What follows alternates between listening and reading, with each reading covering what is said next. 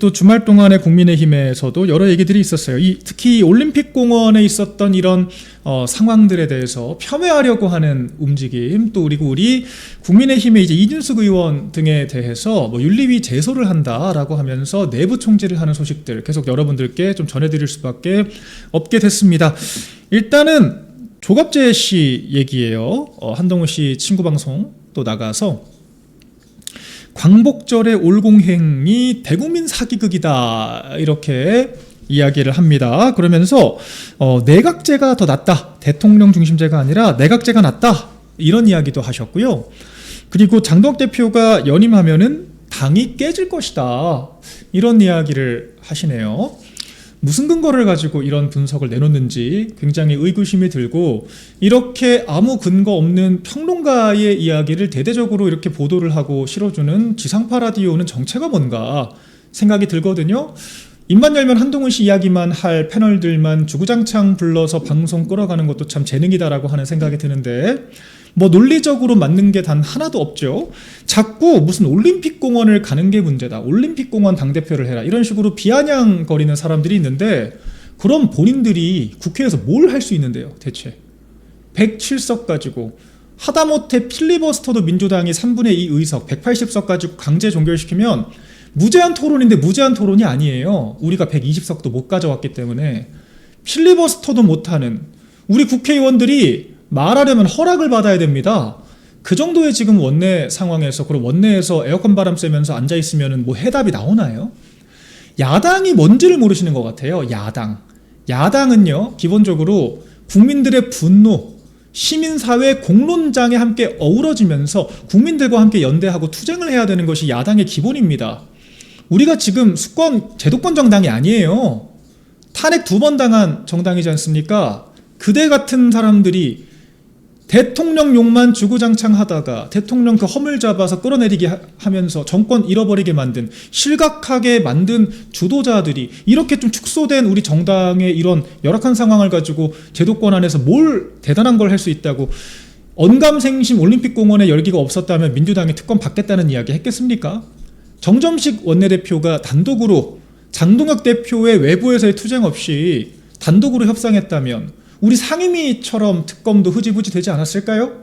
민주당이 먹다 남은 찌꺼기들 우리가 상임위에서 지금 처리하는 모양새가 됐다라고 하는, 정말 이런 망신도 망신이 없는 지금 상임위 분배가 됐는데, 이런 올림픽공원의 열기라도 없었다면 민주당이 우리 국민의힘에 뭐가 무서워서 제대로 합의를 해줬겠습니까? 자, 문재인의 좀 예시를 들어볼게요. 여러분들, 문재인이 야당 대표 할 시절에 했던 것이 맨날 밖에 나가서 데모하는 거였습니다. 여러분들 기억하시죠? 문재인은 야당 대표였음에도 불구하고요, 국회 본회의 출석률이 거의 꼴찌였습니다. 꼴찌. 뒤에서 맴돌았어요. 하위 10%. 대표 법안 발의한 거 단 한 건도 없었습니다. 문재인은 야당 대표 하는 내내 시위만 했어요. 단식만 하고. 그럼에도 불구하고 용인이 됐죠. 왜? 야당이니까요. 야당, 의석도 부족한 야당이 그렇게라도 시민사회와 연대를 해야 투쟁을 할 수 있으니까요. 누구도 그런 모습들을 보면서 아스팔트 나와서 무슨 뭐 민중총궐기 민노총의 대표가 됐다라고 비아냥거리지 않았습니다. 문재인은 그런 식으로 해서 우리 여당이 내부 갈등을 하는 틈바구니에서 집권 플랜을 만들었고, 결과적으로 박근혜 대통령에게 패배를 하기는 했습니다만, 기어이 그와 같은 방식으로 계속해서 대여 투쟁을 이어간 결과 박근혜 대통령을 탄핵시키고 집권에 성공을 했죠. 바람직성을 떠나서 야당이 그럼 뭘 할 수 있습니까? 제가 좀 궁금해서 여쭤보는 거예요. 올림픽공원 가서 시민들과 함께 하지 마라, 대안을 좀 내놓고 이야기를 하세요. 로텐더홀에서 그럼 뭐 피켓이라도 좀 드시든가요, 연판장이라도 돌리시든가. 지금 우리 당 사람들 징계하겠다고 또 그 구글 가짜 폼 만들어가지고 열심히 서명 받던데, 그런 거 할 시간에 본인들이 대여투쟁이나 좀 하면서 소통관의 기자회견 한 번이라도 하면서 이런 이야기를 하셔야 의미가 있지 않습니까? 본인들은 그냥 라디오 앉아가지고 하루 종일 하는 게 장덕 대표 욕하는 것밖에 없으면서 대안이 뭡니까? 한동훈 씨는 그러면은 SNS에 열심히 그 글 몇 개 찌끄리는 거, 문장 끝나지도 않는 그 17줄짜리 글 같은 거 쓰면 그럼 그거 가지고 대여투쟁이 되나요? 그렇게 해서 싸웠다라고 자기들끼리 김종혁 씨 이야기를 하면 그게 뭐가 바뀝니까? 그래서 한동훈 씨가 뭘 이루어냈죠? 한동훈 씨가 그런 식으로 해서 뭘 일궈냈습니까? 멱살과 돌려차기, 돌려차기 망언으로 형소법 개정안 제대로 이야기도 못하게 다 틀어막아 놓고 자기 계파가 본인이 연 토론회에서 사고친 것에 대해서 입장 한번 안 내고 있는데 장동혁 대표가 그나마 밖에서 속 키워오니까 우리가 이 정도라도 정치를 하고 있는 게 아닌가 생각이 들고요. 문재인의 사례를 봤을 때도 야당 대표가 지금 할 수 있는 최선의 선택을 하고 있다. 더군다나 장동혁 대표가 무슨 문재인처럼 본회의장을 안 나갑니까? 의총을 패싱을 합니까? 뭐 다른 당무 현안들에 대해서 도외시를 하고 있습니까? 당무할 거 다 하고 저녁 8시에 나가시잖아요. 저녁 8시에 매일같이. 본인들은 집에서 퇴근하고 놀 때 맥주 마시면서 자기들끼리 친목도모할 때, 공부 모임 한다고 개파 모임 하면서 자기들끼리 끼리끼리 돌아다닐 때 그 시간에 나가서 시민들과 어우러져서 그 한 사람, 시민의 한 명으로서 투쟁하는 게 뭐가 그렇게 문제가 됩니까? 그런 말씀 좀 드리고요. 자, 이런 분들 공통점이 있죠. 내각제 아주 노래를 부릅니다. 내각제를 하자. 여러분들 우리나라는 국회 신뢰도가 모든 기관 중 압도적인 꼴찌입니다. 그럴 수밖에 없죠. 국회의원들 당초에 뭘 하는지 우리가 알 수가 없어요. 그 최근에 김태호 의원 같은 분들 뒤에 다루겠지만 아니 뭐 개헌한다고 이재명이랑 골프 정도는 쳐줘야 기사 한 줄 나지 않습니까? 그 전까지 뭐 이재명이랑 싸우기를 했습니까? 뭐 그렇다고 대단한 당내 개혁 노선에서 정말 당원 중심주의라고 하는 우리 당의 이런 염원에 대해서 목소리 내보기를 했습니까? 뭐 방송에 나가서 열심히 민주당과 싸우기를 했습니까? 그런 국회의원들이 자기들끼리 수장 뽑겠다라고 하는 거, 여러분들 원내대표가 권한대행돼서 당대표 대신하면서 비대위원장, 비대위원, 사무총장 전부 다 임명하는 그거야말로 제왕적인 비대위원장 권력 아닌가요? 제왕적인 원내대표 아닙니까? 우리 당에서 지금 10년 동안 당대표보다 비대위원장이 더 많았는데 이런 게 그럼 더 문제 아닌가요? 원내대표가 행사하면 제왕적인 권한이 아니고 당대표나 대통령이 행사하면 제왕적인 권한이 되는 건가요? 국회의원들이 뽑은 총리가 하면 제왕적이지가 않고 대통령이 하면 제왕적인 걸까요? 결과적으로 국회의원들 본인들끼리 끼리끼리 하겠다.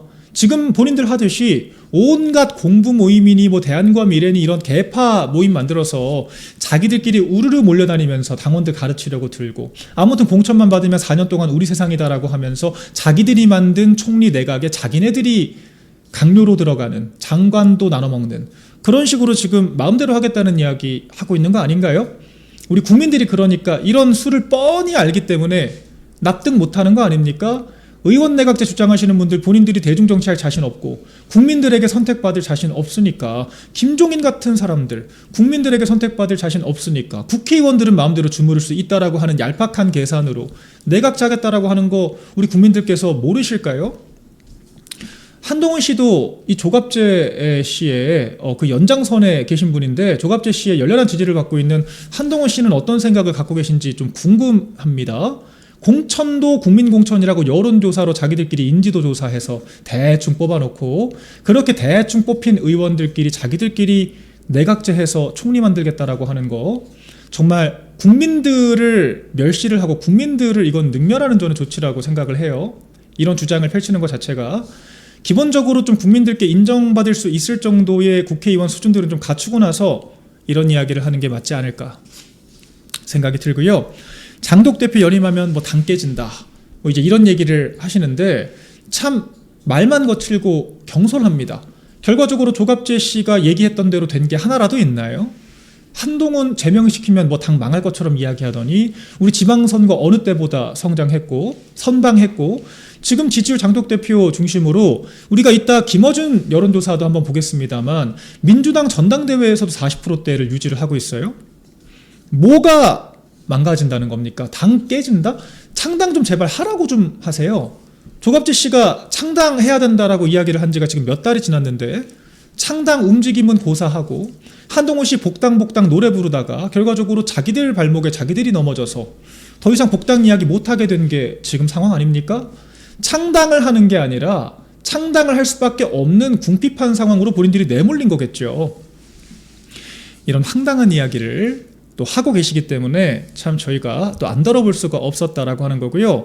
저는 이제 좀 은퇴를 하셨으면 합니다. 좀 새로운 세대들의 새로운 목소리가 좀 정치권과 우리 미디어에 많이 좀 흘러 들어갔으면 좋겠어요. 이렇게 철진한 그런 개파 무리들끼리 하는 내각제 같은 이야기나 하는 이런 정치평론을 언제까지 우리가 지켜봐야 할까? 국민적인 이런 감정과 국민적인 상황인식과 전혀 배치가 되는 이런 이야기나 하는 이런 분들을 우리가 언제까지 지상파 라디오에서 봐야 할까 생각이 들고요. 자, 조경태 의원은 지금 거의 광기 수준입니다.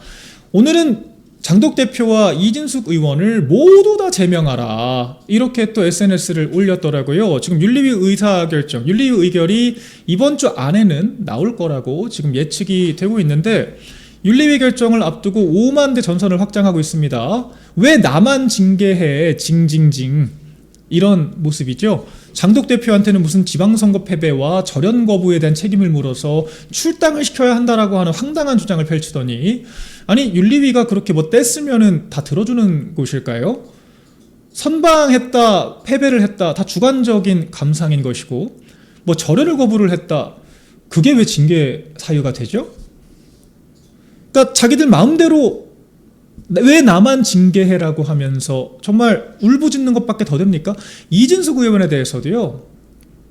지금 우리 국민의힘에서 민주당보다도 더 손가락질을 하는 의원들이 있어요. 얘기도 못합니까? 5.18은 토론회를 여는 것도 죄악시가 되는 건가요? 민주당이야 상대 정당이니까 정치적 공세를 펼 수 있습니다.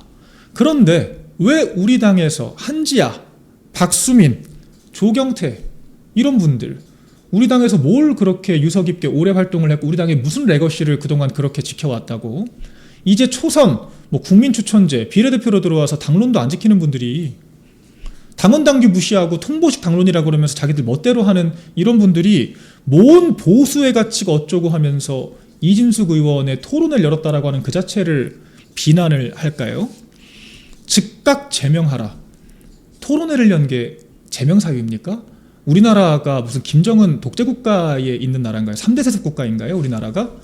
표현의 자유가 있는 국가고 사상의 자유가 있는 국가고 민주주의의 기초는 성역이라는 건 없다는 겁니다.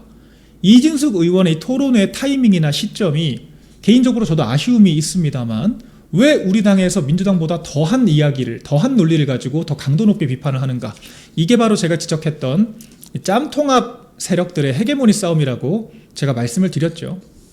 끊임없이 민주당처럼 그런 과거 보수 정권의 본인들 기준에서 치부라고 생각하는 역사들을 본인들의 주장대로 계속해서 강조하면서 너네들은 독재 세력이잖아.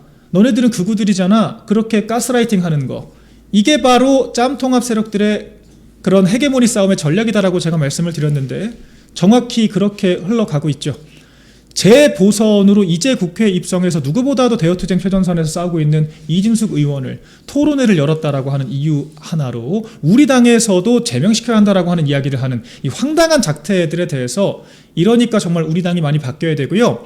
이런 의원들이 뽑는 총리 중심의 내각제를 우리가 어떻게 믿고 권력을 맡기겠습니까?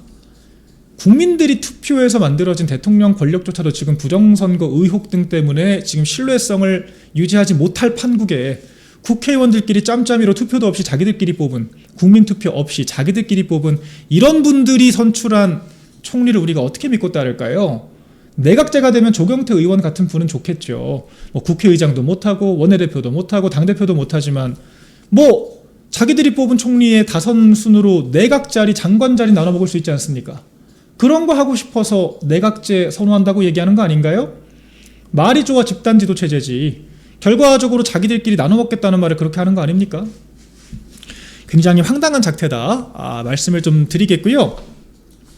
윤상현 의원도 점입 가경이에요. 이런 이야기를 해야만 TV조선에서 섭외를 해주나 봐요. 주말간 또 강적들이란 또 프로그램에 나가서 참 국민들 복장 터지는 이야기를 주구장창 하고 왔죠. 윤상현 의원님 지금 본인 국조특위 위원장이세요. 선관위 국조특위 위원장의 직분을 지금 망각하고 있는 겁니다. 100번 양보해서 민주당이 억지 쓸 때 우리 당 편들어 달라고는 안 하겠어요. 왜 본인이 나서서 우리 당 투기 위원들과 싸웁니까? 민주당도 안 하는 주장을 왜 본인 입으로 꺼내서 우리 당의 이런 선관위에 대한 진상규명을 수렁으로 빠뜨립니까? 이럴 거면은 자리 내려오고 제가 말씀드렸잖아요. 선관위 증인석으로 가시라고요.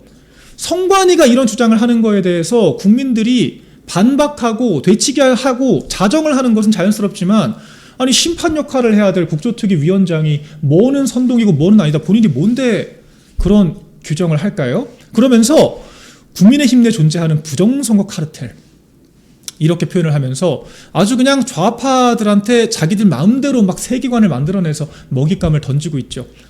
뇌피셜. 그냥 뭐 우파 유튜버들과 무슨 뭐 국민의힘 내 뭐 준동하는 세력들과 무슨 강성층들이 이렇게 삼각편대로 부정선거 카르텔을 만들고 있다라고 이야기를 하는데 뭐 우리 카르텔이라고 하면은 저희가 무슨 선관위한테 부정선거 저지르고 전산 조작하라고 시켰습니까?